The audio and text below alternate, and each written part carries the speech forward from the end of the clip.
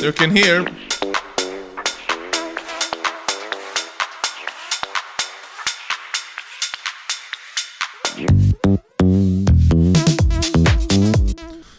what is going on, guys, and welcome to this, I would say first instructional video. Today I want to show you how I use the patcher plugin in FL Studio for creating my own plugins, or better said, plugin compositions.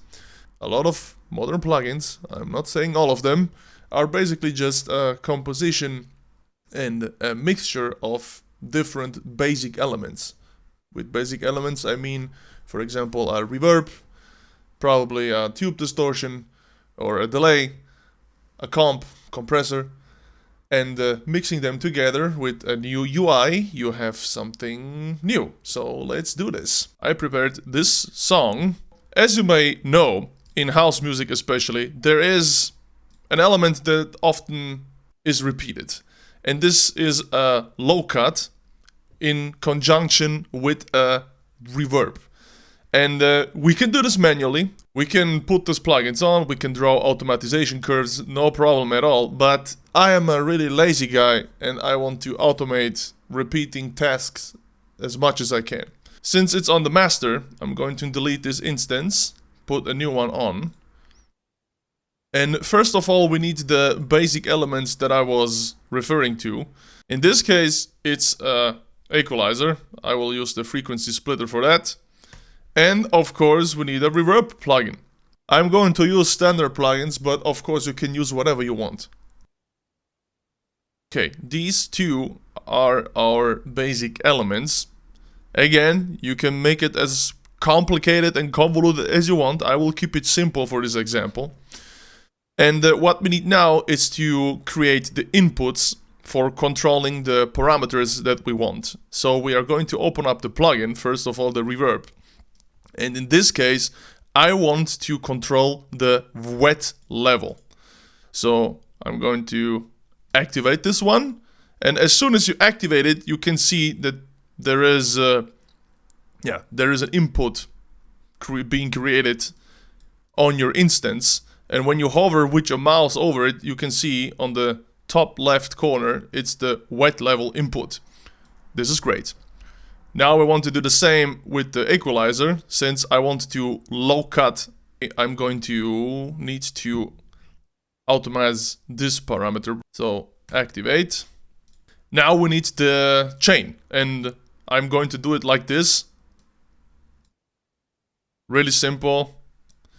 You can also put them in parallel, but I don't see the point here. And what you can notice is the inputs for the controls are red.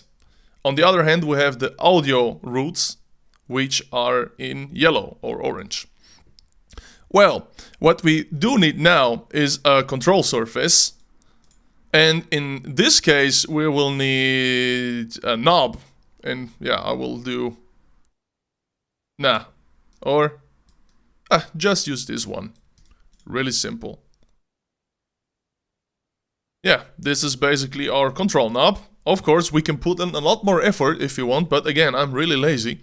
And the same as here, we can see that now we have a red dot, which is the output.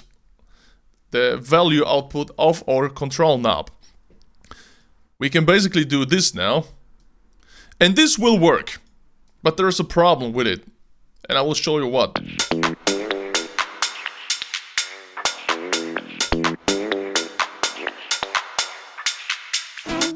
Well, actually, there's no problem at all because it sounds great already. But let's say, for example, because right now this is a really limited little program. My surface knob is at 15%. And right now, because these are direct connections, the numeric value is being mapped exactly as it is on every other parameter. For example, this frequency knob is at 15%, and so is our wet fader. What are we going to do if we want to modify our numeric values individually in order to fine adjust our individual effects? And this is really easy.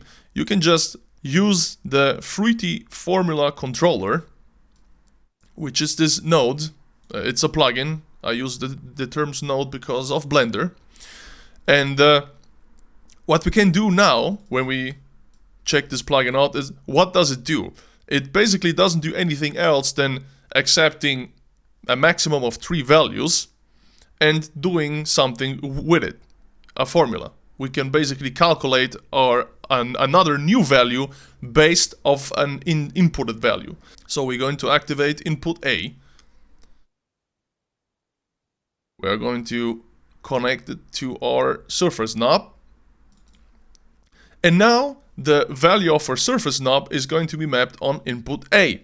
And now what we are going to do, let's say we want from input A, we want an increase of 20% over the inputted value. This is going to be multiplied by 1.2. We need an output.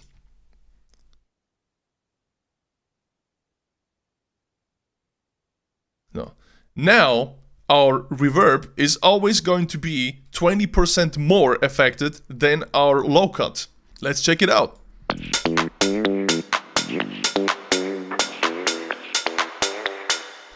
In this case it's really subtle, but we can crank up the value.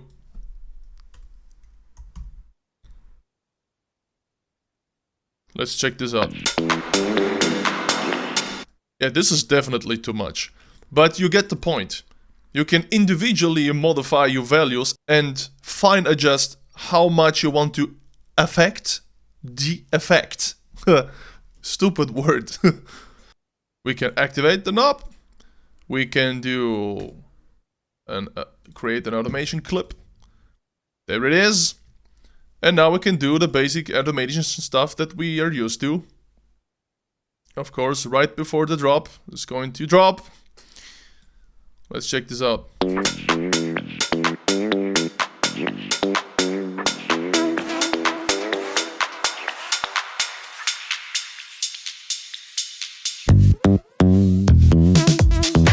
Yeah, this.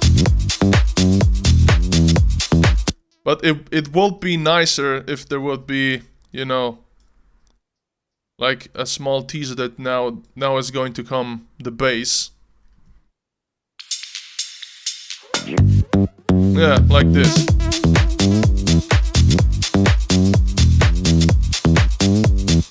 Nice. Okay, this is basically it. I hope this was helpful and see you soon.